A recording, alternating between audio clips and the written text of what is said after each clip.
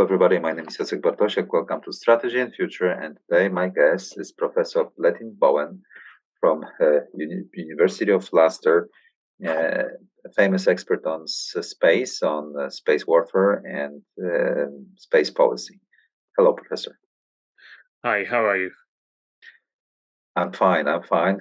Prior to us recording the session, we exchanged a few words about the war that is going on in the east, in Ukraine, quite close to my family home.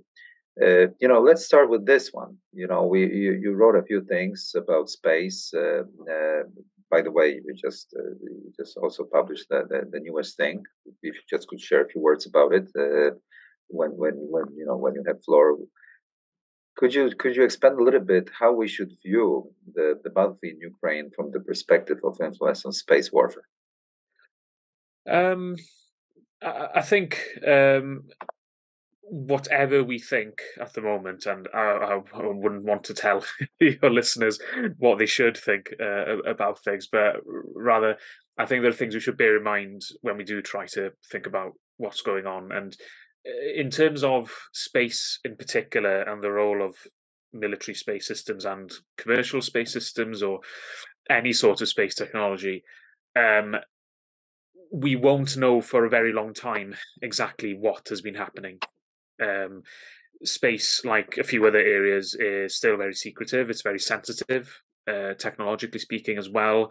And what we have seen that has come out since early 2022 with regard to space is probably a very small amount of what in totality has probably been going on behind closed doors. So prior to the invasion in 2022 and in February 2022, we were seeing that commercial imagery being released to great effect by American diplomats and various influencers on social media.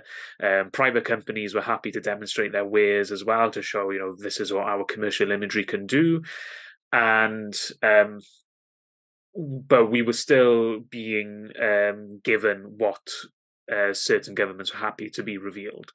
So many things were not being shown in public. So, for example, there's a reason why everything that was being shown in the run-up to that war, and still today now, from satellite imagery, is to do with Russian movements, not Ukrainian movements. We weren't seeing any satellite photography of Ukrainian preparations against the invasion prior to February 2022, and we don't really see many updates on Ukrainian logistical efforts and other maneuvers on any scale that can be detected by satellites. And we weren't, and we weren't also getting any non-imagery space-based intelligence either released in the public domain. So signals intelligence, we were getting nothing about that picture. Excuse the imagery there. But in terms of what was going on with radio and intelligence signals there, and signals intelligence with satellites at that time, we just don't know.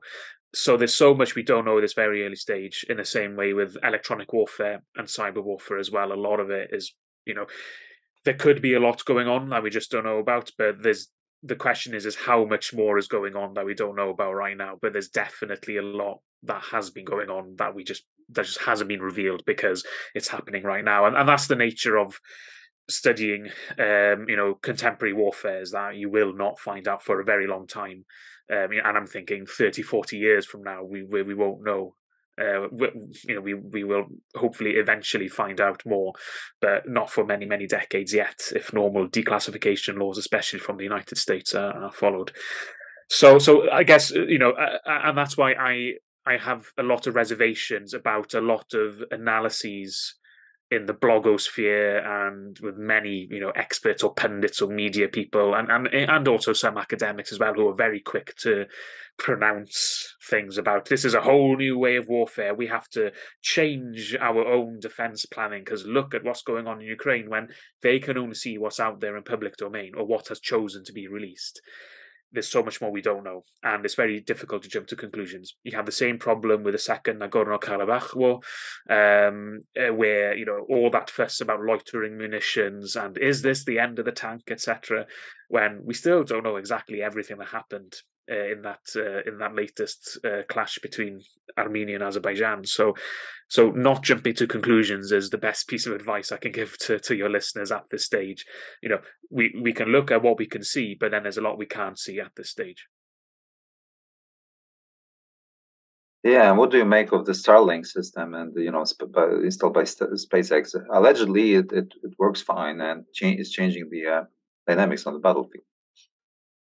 I don't know about its consequences and effects on a larger scale, other than, yes, it's being used and the Ukrainians know how to use it. From what I've been able to see and read, the plug and play feature of Starlink is working very well because you don't need that much training to integrate with Starlink.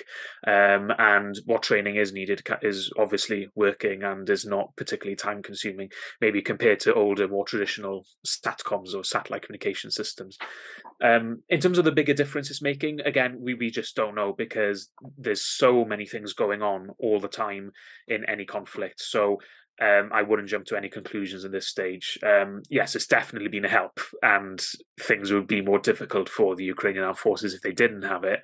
But what it's doing is effectively providing at a cheaper price and in a more accessible way what NATO militaries have had for many, many decades, which is satellite communications and mobile satellite communications as well, out in the field to lower and lower levels of command. And early on in the current phase of the war, the Russians attacked Viasat because they were providing communications links to the Ukrainian army and government, and the Russians launched a cyber attack, and that physically damaged a lot of modems, I believed, and which could not be used again. It wasn't just a software problem; it actually created hardware problems. So a lot of the SATCOMs links the Ukrainian government were planning to use couldn't be used anymore. But that said, as useful as Starlink has been for piloting remote vehicles and communicating with headquarters and the government and the wider world as well, it's still I mean, the timing has been very fortunate for Ukraine. I mean, if it was happening this time last year, I don't think the ground infrastructure would have been ready for it. I believe there's a major Starlink ground station in Romania, I think, which means that the Starlink satellites, as they pass over Ukraine, don't have a long way to transmit their information before it then goes into the fiber. It's very important. Yeah. So Starlink satellites are only as effective if they are close enough to a proper ground station, which is connected to the physical internet, because the bandwidth on any individual satellite is only so much. So they find the quickest route to the nearest ground station, and there's one in Romania. So that is very fortunate for Ukraine, and in many other parts of the world that may not be available. Sure. I think it's only just recently that they said there's full functionality in Australia, for example. So it's it's a bit like GPS in the Gulf War of 1991. Sort of, it's experimental. It's only just coming online, and it's not a finished system. It's only becoming usable like right now as the war is happening. But as useful as it been, and there have been many high-profile, instances where it's been useful. The Ukrainian army has been doing a lot of other things correctly as well. Unlike the Russians, they seem to be competent at fighting. That's very important. They seem to know the weaknesses of the Russians and the way the Russians did things. The Ukrainians have been paying attention to various Russian interventions over the last 20 years or so, and they've been able to do combined arms warfare effectively. They've been able to do air defense effectively, and if the Ukrainians were bad at a lot of other things that are needed to fight, that would not help. Starlink would not have made wouldn't have made up for that. So, of course, Starlink helps. It's certainly given the Ukrainian armed forces more flexibility. It's made life easier for the Ukrainian government. But if they were still as bad as the Russians in other aspects of war fighting, then they would probably in a much worse situation. Bleddyn, could you say a few words about your books? Including the newest one that might be interesting for my audience. Yeah, sure. So I've got a new book out called Original Sin: Power, Technology, and War in Outer Space. And unlike my first book, it should be easier to read. It is. It's not based on my PhD thesis, although of course things from my PhD end up in there.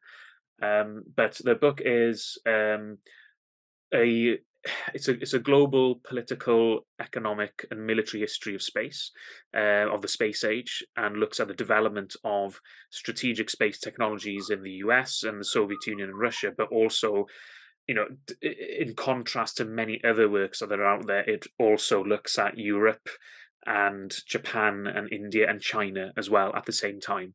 So it's not just another book on the Americans in space or the Soviet Union and space history.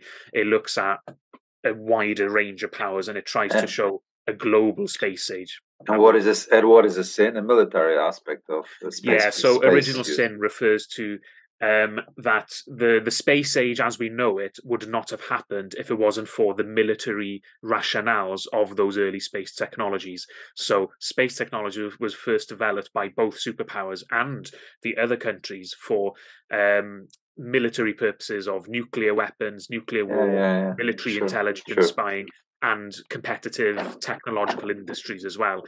And that's a very distinct narrative about space than many people who work in the space sector want to believe, because they might see space as only a place of international cooperation, of science and discovery and testing the human spirit and endurance and blah blah blah. Whereas it's fine to have that interpretation of space, but it's not the only aspect of space, because there's a lot that's been happening in space that people haven't noticed or have ignored or governments have hidden Yeah. since the 1950s. And that is what's driven a lot of space technology development. So that is the original sin. And we haven't moved away from that. Military space is still as important today as it ever was. Yeah, and my last question to the pertaining to the future, we have of this China-US rivalry, and apparently the new space industry, the new space technology, U.S. Space Force, many elements that signal that there will be a fierce competition in space coming. So you know, is it still an original sin in terms that it's a military competition that will be driving events in outer space, or we'll also see the civil cooperation and economic cooperation, or it will be, it will reinforce each other in some spectacular way this time around? So the original sin doesn't mean that military aspects dominate all thinking in space.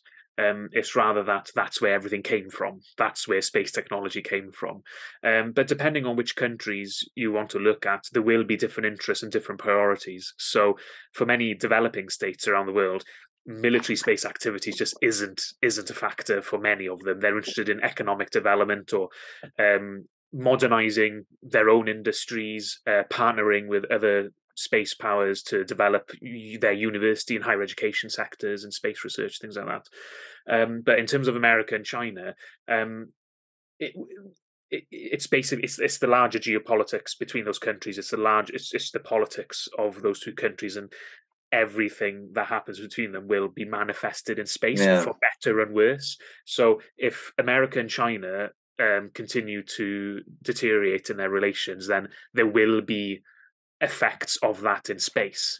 sure. If China and America somehow manage to come to agreements over particular flashpoints, like Taiwan, for example, or South China Sea, or say climate, then that would also have some effects and consequences of space as well. Then, for arguably the better.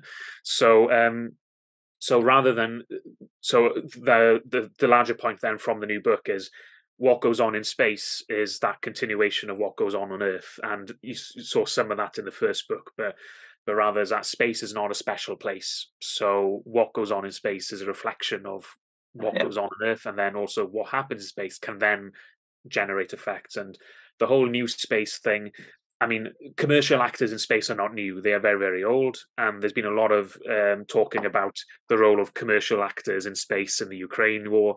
But commercial providers have been around in the United States for a long time in providing military services and systems, so there's nothing new there. And if you want to go further back in another domain like the sea, civilian and civilian shipping has always been an important part of Yeah. war efforts. And as we have seen, unfortunately, in the Ukraine war, civilian targets are deliberately Yeah. Good. Yeah. bombed. Yeah. So who cares about private Yeah. satellites Yeah. if Yeah. they are You're right. helping a war effort? Like, conceptually, strategically, it doesn't make a difference. But and also, when you attack a satellite, you're not directly attacking people either. So in terms of politics and strategy, there's nothing new about the commercial role there because they are answerable to a powerful state at the end of it. Yeah. Yeah. Yeah. That's obvious. Yeah. Thank you, Bleddyn. That was interesting for those of you who are interested to see those things in more detail. Feel, just try to get your hands on the newest book by my interlocutor. Thank you very much. My guest today was Professor Bleddyn Bowen. I hope we will see each other very soon. Thank you very much. It's been a pleasure. Thanks. Take care.